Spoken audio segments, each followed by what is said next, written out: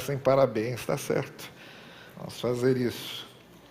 Eu comecei na semana passada, por ocasião do aniversário da nossa igreja, eu comecei o que eu estou chamando aqui de uma trilogia de reflexões, baseada nesse texto, nesse trecho do João capítulo 7, do Evangelho de João capítulo 7, dos versos 37 a 39, em que Jesus diz assim: no último e principal dia da festa, Jesus de pé exclamou: se alguém tem sede, venha a mim e beba quem crê em mim.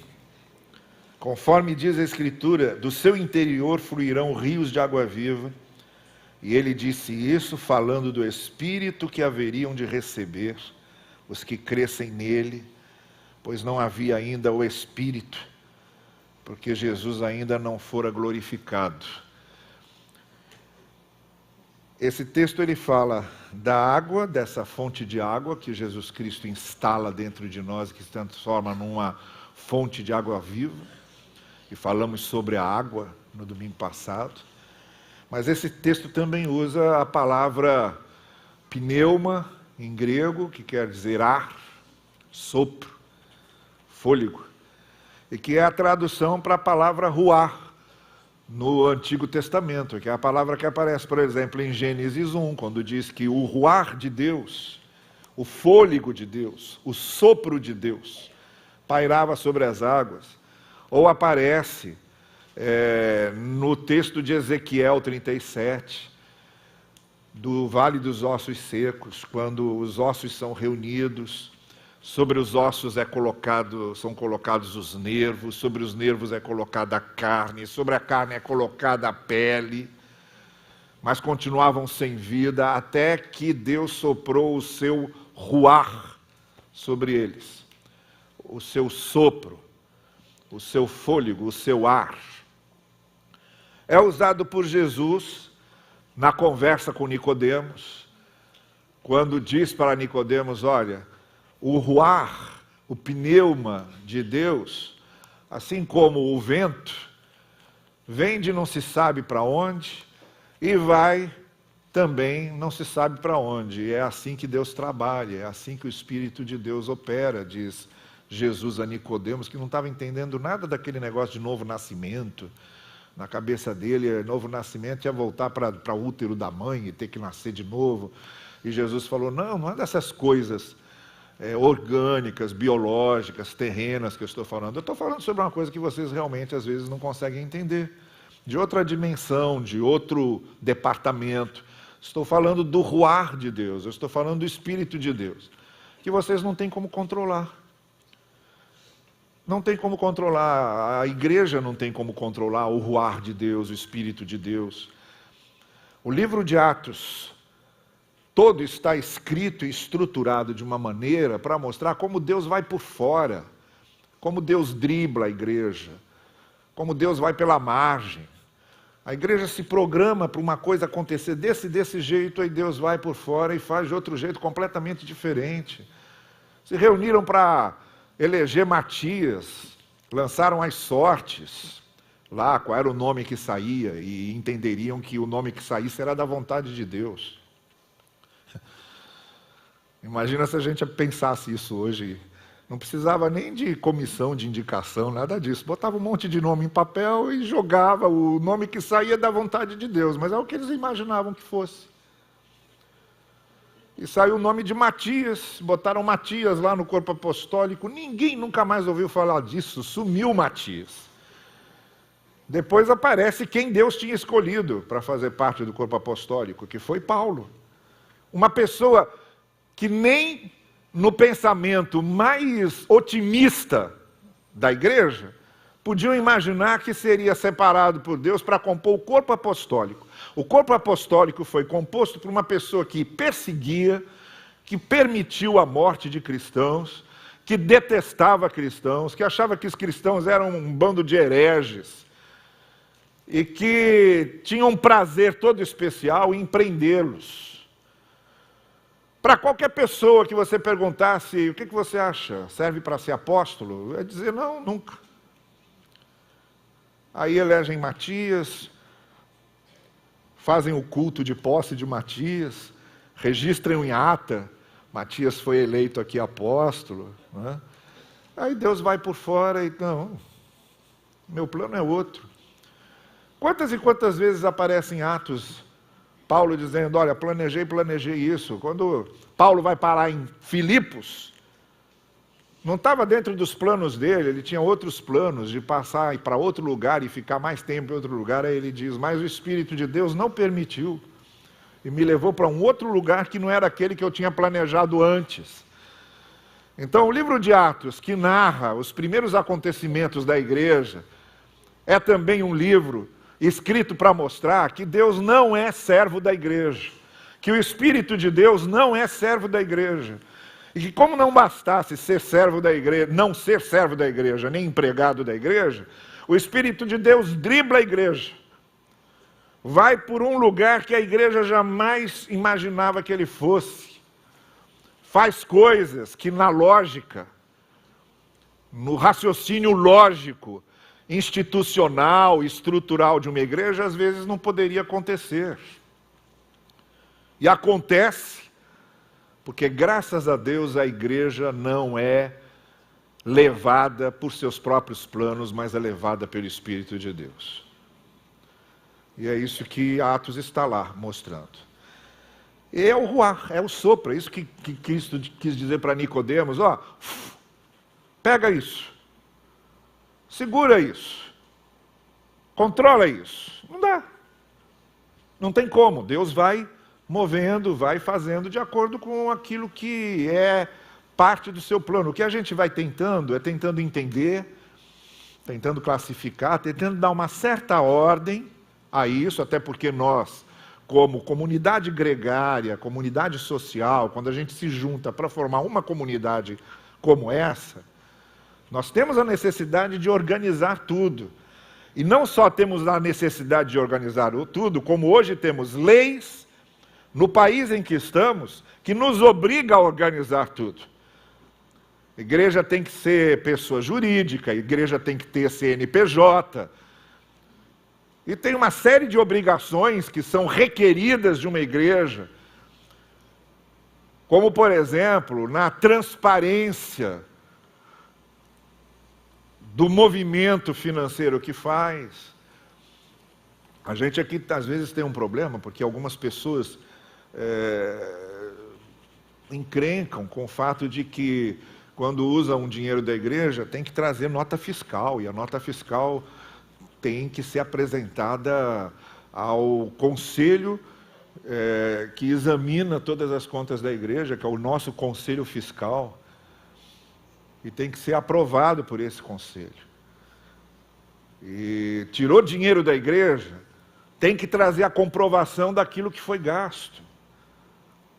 E algumas pessoas acham chato, é chato mesmo, você tem que pegar uma nota fiscal, às vezes vai até comprar mais barato se não comprar com nota fiscal, mas por causa da necessidade de transparência, não só por causa dos escândalos que às vezes acontecem, mas pela necessidade legal de transparência. Uma igreja que anda fora das leis trabalhistas, se baixar um fiscal trabalhista aqui, multa a igreja com multas pesadíssimas se a gente tiver aqui um funcionário que não esteja legalmente registrado. Por quê? É lei, tem que cumprir, só que não é isso que faz da gente igreja. Nós, como um grupo social, que é pessoa jurídica, que tem CNPJ e que é movido, controlado pelas leis do país, temos a obrigação de cumpri-las. Mas não é isso que faz da gente igreja. É muito mais do que isso. Não é isso o Espírito de Deus. Não é porque a igreja tem um organograma, e tem estatuto, e tem regimento interno, tudo o que se exige legalmente que uma associação como a nossa deve possuir, a gente tem. Mas não é por isso que ela é espiritual. E nem é por isso que ela tem o poder do Espírito. Então, nesse texto, Jesus fala da água, sobre isso a gente já falou, e agora está falando do Espírito. Vocês vão ter água que vai fluir de dentro de vocês, e isso vai acontecer por causa do Espírito dentro de vocês. João aqui, eu disse para vocês já que o quarto evangelho é um evangelho tardio, foi escrito depois de Pentecostes, foi escrito provavelmente já quase terminando o primeiro século, pela comunidade joanina, que era uma comunidade que seguia, na sua maioria, os ensinos do apóstolo Paulo, por isso que ele recebe esse nome, aquela comunidade que havia recebido os ensinos do apóstolo Paulo na sua essência, produz esse evangelho, mas bem depois. Depois, por exemplo, que o Espírito Santo tinha descido sobre a igreja em Atos 2. Tanto que ele faz referência, olha, Jesus ainda não tinha sido glorificado, ou não tinha ressuscitado, e a igreja ainda não tinha recebido o Espírito, como aconteceu no dia de Pentecostes. Ele faz essa referência aqui apenas, histórica. Ele está dizendo, Jesus está dizendo a eles que do seu interior fluirão rios de água viva, e isso ele estava falando da obra que o Espírito Santo ia fazer dentro deles. Não tinham ainda o Espírito dentro deles, porque não tinha sido derramado sobre eles. Jesus não tinha ainda, quando disse isso, nem morrido, nem ressuscitado. Então está colocando aqui em ordem os acontecimentos, num evangelho que foi escrito bem posteriormente aos acontecimentos. No tempo que o evangelho de João foi escrito, você já tinha várias cartas de Paulo circulando entre as igrejas. Paulo começou a escrever suas cartas sem ler nenhum evangelho, não tinha nenhum evangelho escrito ainda quando ele começa a escrever as cartas. Mas o que eu quero falar hoje para vocês é que nessa trilogia aí, nessa composição, tem a água. O convite é venha, e eu estou dizendo que a ideia disso vem justamente do convite que fazemos aqui, venha junto. O venha junto, que é o tema desse ano da nossa igreja, está interrelacionado, está intimamente interrelacionado com o convite de Jesus do venha. Venha a água e beba. Tem a ver com ele, como vimos aqui domingo passado, com a nossa experiência de fé com ele, em que é produzido dentro de nós esse manancial que nunca mais nos deixa ter sede, essa sede da nossa identidade, do nosso sentido, do nosso significado como seres humanos, como salvos por Jesus, como redimidos por Jesus, como participantes da comunidade de Jesus Cristo. Isso está lá, porque bebemos. Porque tem a ver com ele, não tem a ver porque foi batizado, porque é membro da igreja, não, porque foi a ele. E dele recebe essa fonte de água viva, que está dentro da gente. E aí ele faz imediatamente a referência da água com o ar. O ruar, o sopro, o fôlego, o espírito. O espírito. O sopro de Deus, o fôlego de Deus. Que deu vida a Adão, era só na narração poética de Gênesis. Adão era tirado para tentar dar um nome para esse fenômeno. E não é só uma doutrina. Então é muito mais do que uma doutrina, é muito mais do que uma referência bíblica. O Espírito de Deus é dado a nós para fazer algo que nenhuma religião mais pode fazer com o interior do ser humano, que é transformá-lo e dar dimensão ética e de caráter. O carisma do Espírito não é um poder. O carisma do Espírito é o caráter do crente. Olha, eu cresci numa igreja muito tradicional, bastante tradicional. E além de ser tradicional, era uma igreja muito formal.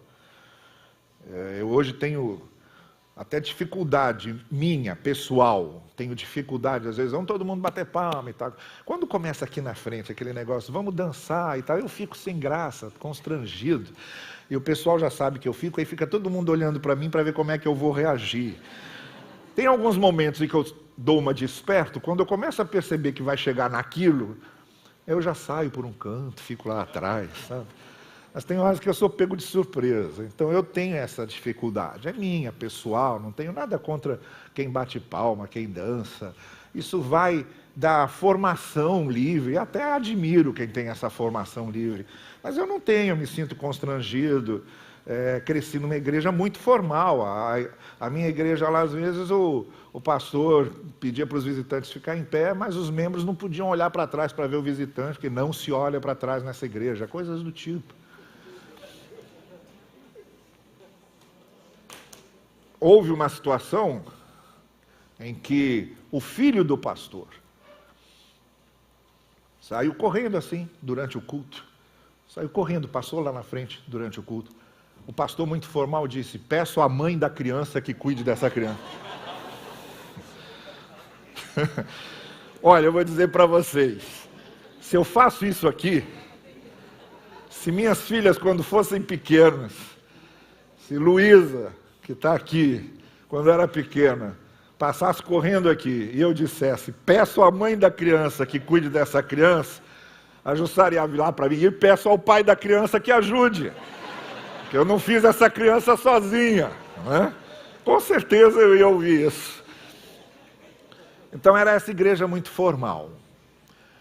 Mas quando a formalidade é muito grande, quando o tradicionalismo é muito grande, inevitavelmente começa a se formar bolsões de informalidade nos subterrâneos. Então aquela igreja teve 2 ou 3 divisões, porque se formaram bolsões de informalidade mais carismáticas, mais pentecostais, por baixo, e que aí quando topavam com a formalidade mais estrutural da igreja, ou se adaptavam ou saíam, e normalmente saíam, que não se mesclava. Então dessa igreja que eu estou falando, surgiu lá uma grande igreja pentecostal. E aí eu fiquei analisando tudo isso durante muito tempo, eu cresci nesse ambiente de uma formalidade explícita, de uma informalidade nos subterrâneos. Para vocês terem uma ideia, nós tínhamos uma líder de adolescentes, quando eu era adolescente, que ela fazia parte desses subterrâneos de um carismatismo mais pentecostal. E ela virava para a gente, que era adolescente, e dizia: olha, vocês tenham cuidado, porque os olhos do Senhor são como fogo que estão em todo lugar queimando vocês. O adolescente ficava apavorado com esse negócio, não é?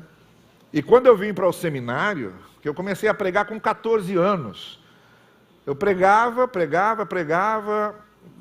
e com 18 anos vim para o seminário. Ela foi uma pessoa que me chamou num canto e disse assim: não vai para o seminário, não vai estudar, porque se você estudar vai atrapalhar a sua fé. E por ela eu não vinha fazer seminário, ficava como um pregador leigo cheio do Espírito.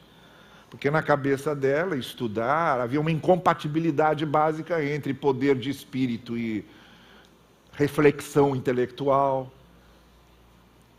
Não batia, razão com fé, não encaixava, na cabeça dela não encaixava.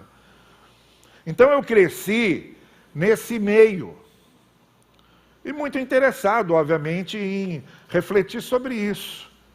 E depois, voltando o meu lugar para as Escrituras, meu olhar para os ensinos da Escritura, eu fui percebendo que o grande dom do Espírito é a mudança ética. O grande carisma do Espírito é o caráter. Que mais importante do que ter dons do Espírito prodigiosos é ser um dom de Deus para as pessoas.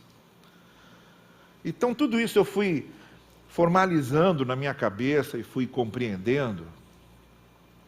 E quando você lê, por exemplo, um texto como esse, em que Jesus está dizendo: olha, dentro de você vão se fazer rios de água viva, e estava falando do que o Espírito, o ruar, o sopro de Deus, o fôlego de Deus ia dar em termos de significado de vida para esse pessoal. Aí eu comecei a pensar, não pode ser. Significado de vida não pode ser, por exemplo, um dom prodigioso de falar línguas. Não pode, porque se reduzir a isso, por exemplo, faz parte da declaração de fé da Assembleia de Deus, de que, além de você se converter, você é batizado no Espírito Santo. Então você pode ser um convertido sem ser batizado no Espírito Santo. O que vai mostrar que você foi batizado no Espírito Santo é falar línguas estranhas. Está na declaração de fé da Assembleia de Deus. Mas aí eu olhando isso, eu falo, mas não pode. Porque isso não é universal. Eu, por exemplo, nunca falei. E aí lendo lá, falei, onde é que está esse negócio de... Aí fui lá atrás, cheguei no capítulo 14 de Coríntios e falei assim, deixa eu entender isso aqui. Aí eu fui lendo, e lendo devagar, e lendo os comentários e tal. Aí chega um momento lá que Paulo fala assim, porque eu falo muito mais idiomas do que vocês, falo muito mais línguas estranhas do que vocês, e falava. Falava latim, falava grego. Paulo era um intelectual. E a expressão que é usada lá não tinha nada a ver com língua de anjos, que ninguém sabe o que é. O que é língua de anjo? Quando o anjo Gabriel se comunicou com Maria, falou em que língua? Quando os anjos se comunicavam com os personagens bíblicos, falavam em que língua? Que língua de língua de anjo é essa? Isso é uma figura poética de Paulo. Paulo está lá dizendo, ainda que eu botasse fogo no meu corpo e não tivesse amor, ainda que eu falasse a língua dos anjos, coisa de poeta. Aí pega, reduz isso, dá isso uma interpretação literal, sabe? E cria uma doutrina sobre a língua dos anjos. E Paulo dizendo, olha, eu peço a vocês, que vocês... Se alguém tiver essa experiência, fale em casa, não fale em público. Aí chega um momento lá de Coríntios 14 que ele chega a dizer, as pessoas que passarem por ali e ouvirem vocês falando coisas que elas não entendem, vão pensar que vocês estão doidos. Ele diz isso lá, com todas as letras, vão pensar que vocês estão doidos. Ninguém vai entender nada. Então eu li essas coisas, onde para isso? Para que serve o Espírito Santo então? Se alguém tem uma experiência dessa estática, é uma experiência da pessoa, ela não é universal. E nem é imposta universalmente a todos. Se alguém é usado por Deus de uma maneira prodigiosa, miraculosa, também não é universal. Isso é pontual. Então isso não pode ser marca do Espírito na vida de uma pessoa. Falar a língua, fazer milagre, fazer prodígio, sair voando, não pode ser marca do Espírito na vida de uma pessoa, porque não são todos. E nem a todo tempo. Tem que ter uma outra marca que seja universal.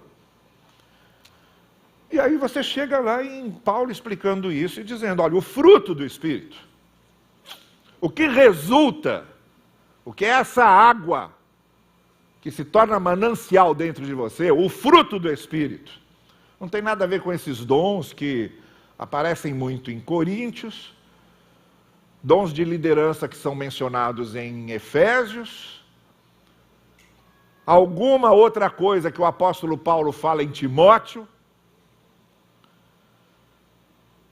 mas nas demais cartas, nos evangelhos e na mensagem do evangelho como um todo, a grande marca do Espírito Santo na vida de uma pessoa é a sua vida de caráter e, resumindo, é como ela vive o amor do Evangelho.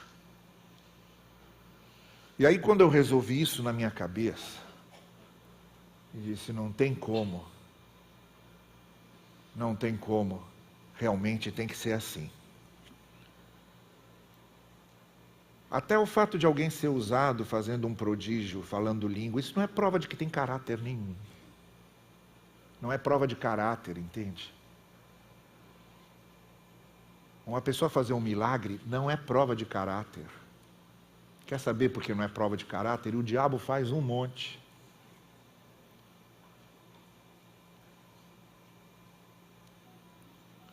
Então uma pessoa, de repente, ser usada por Deus para fazer um milagre, um prodígio, não quer dizer que ela tenha bom caráter, não. O poder não vem dela, o poder é de Deus. E sabe quando é que isso fechou na minha cabeça?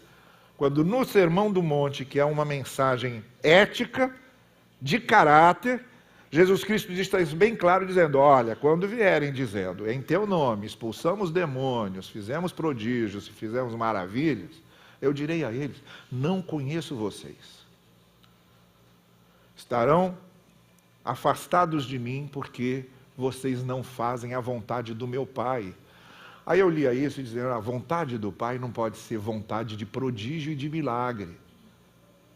A vontade do Pai tem a ver com o reino tem a ver com a justiça, o reino tem a ver com o caráter. A grande obra do Espírito Santo de Deus na vida de uma igreja é a formação do nosso caráter. É aí que a gente mostra que tem o Espírito de Deus mesmo, é quando a gente ama e perdoa. Esse negócio que foi cantado aqui pelo coral, aqui nós não julgamos. Só acontece se tiver Espírito Santo dentro de uma pessoa. Se não sai julgando, falando mal, pisando em cima, criticando e fazendo, aí sim, fazendo o diabo. Uma igreja que primeiro vê pelo amor, pela misericórdia, em vez de julgar, como diz a letra do hino que foi cantado aqui, que é só letra, na grande experiência real de uma igreja, é só letra. É só letra. Como aquele hino que a gente canta, né? Olhar com simpatia o erro dos irmãos. É letra. Letra. Primeiro erro a gente pisa em cima. O primeiro erro corta um braço. O primeiro erro decepa. É só letra. A única maneira de não ser letra é haver ação do Espírito dentro da gente. E é nesse sentido que Jesus está dizendo, essa água viva dentro de vocês, esse Espírito dentro de vocês, fará com que vocês sejam a comunidade do amor, a comunidade da misericórdia. Onde você está vivendo uma situação na vida difícil, você está aflito, e não tem liberdade para falar, porque você sabe que para a primeira pessoa que você compartilhar o grande tropeço da sua vida, aquilo vai ser o assunto da semana nos WhatsApps e nos grupos da igreja. Então não tem liberdade. Então isso cria um sistema neurótico na igreja, em que ninguém confia em ninguém. Isso não é comunidade, isso não é a comunidade do Espírito, isso não é a comunidade do Espírito. Eu estava falando na fraternidade do Evangelho no sábado, na sexta-feira, eu estava lembrando do pastor Elcio da Silva Lessa. O Elcio foi pastor de Itacuruçá há muito tempo, foi missionário em Portugal 10 anos, mas tinha um espírito irônico e crítico com muitas coisas. Um dia ele foi pregar lá, eu era pastor da igreja de Teresópolis, fui pegá-lo na rodoviária lá, ficou lá em casa, e um dia ele virou para mim ali, numa hora, virou para mim e falou assim, olha só, eu estou atrás de alguém que consiga me provar que quando Jesus Cristo pensou em igreja, estava pensando nisso que está por aí.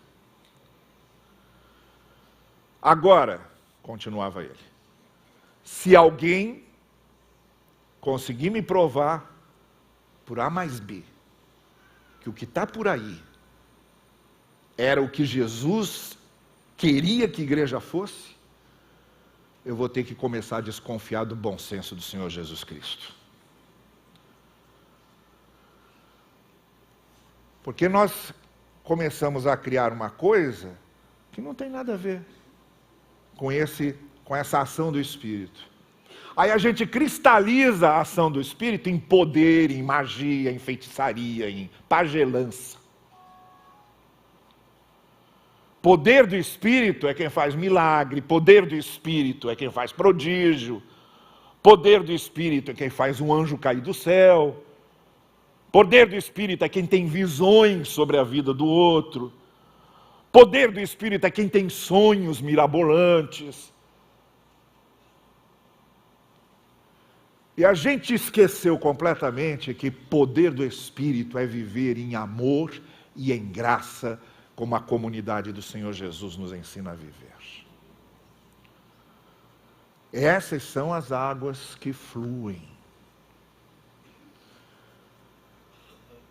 Porque a primeira coisa que vai acontecer, se a gente continuar dizendo que poder do Espírito é fazer milagre, poder do Espírito é bombar com prodígios e etc., é você criar uma classe de milagreiros e outra que não, porque não é todo mundo. Não pode. O Espírito Santo habita em todos nós, em cada um de nós. E a partir do momento que o Espírito Santo habita em nós, a comunidade de Cristo, a comunidade do Senhor Jesus se transforma numa comunidade de amor, de misericórdia, de perdão, de acolhimento, de graça. Não tem outra maneira de ser fruto do Espírito. Fruto do Espírito. Amor, paz, alegria, mansidão, bondade, paciência, autocontrole. Autocontrole. Autocontrole. Você está aqui doido para humilhar a pessoa, para dizer um desaforo para ela, e você se autocontrola. Isso vale mais do que abrir o mar em dois e deixar o povo passar seco. Quando você estiver morrendo de raiva de alguém e puder desabar sobre a sua pessoa com toda a sua raiva, dizendo tudo o que você pensa sobre ela e conseguir segurar isso, por causa do amor, da graça, do exemplo de Cristo, do fato de sermos comunidade de Cristo, quando você conseguir fazer isso, pode ter certeza, você fez mais do que multiplicar pão e distribuir. Fez mais do que ressuscitar um morto. Fez mais do que abrir o mar vermelho. Ou como o diabo sugeriu a Jesus, salta daqui, porque os teus anjos virão para te segurar e vai ser um espetáculo. Vai ser o show da fé. Jesus disse, não, nessa eu não entro. Nessa não vai. Não vim aqui para fazer espetáculo. Quando a gente se imbui disso, nós somos espirituais. Não tem maior milagre que você pode fazer do que superar o seu rancor e perdoar. Não tem maior milagre que você pode fazer do que estender a sua mão e ajudar a levantar.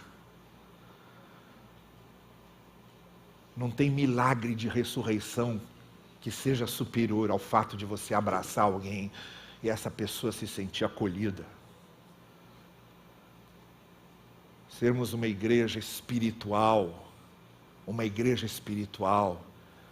onde a pessoa se senta com você, abre o seu coração, conta seus podres,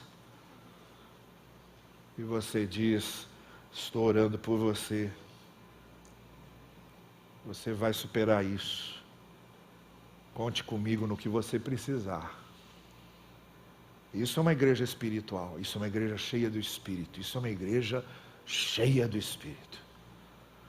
A igreja cheia do Espírito é onde tem fruto do Espírito.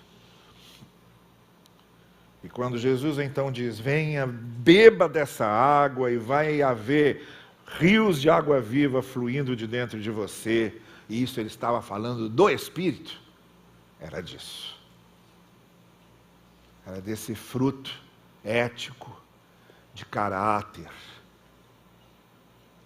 do dom do amor, do dom da graça, que começa a fluir dentro da gente, ninguém mais segura, que vai mudando vidas. Fazer milagre não muda a vida de ninguém. Aquelas pessoas todas que andavam com Moisés vendo o maná cair do céu, o mar vermelho abrir, e codornizes voando na direção deles, para virar guisado. O povo continuava incrédulo, duvidando. Milagre não convence. Milagre não muda coração. O pessoal todo que recebeu Jesus ali em Jerusalém, com aquelas histórias todas do que Jesus fazia, aqueles milagres todos, todo mundo ali festivo. 4 dias depois estava todo mundo gritando, crucifica, mata e tal, porque milagre é para honrar o nome de Deus, é para cumprir algum propósito de Deus, é para servir de sinal do que Jesus está ensinando sobre amor e sobre graça. Mas o milagre em si não converte ninguém. O que transforma uma pessoa de maldosa em bondosa não é um milagre, é o Espírito Santo dentro dela.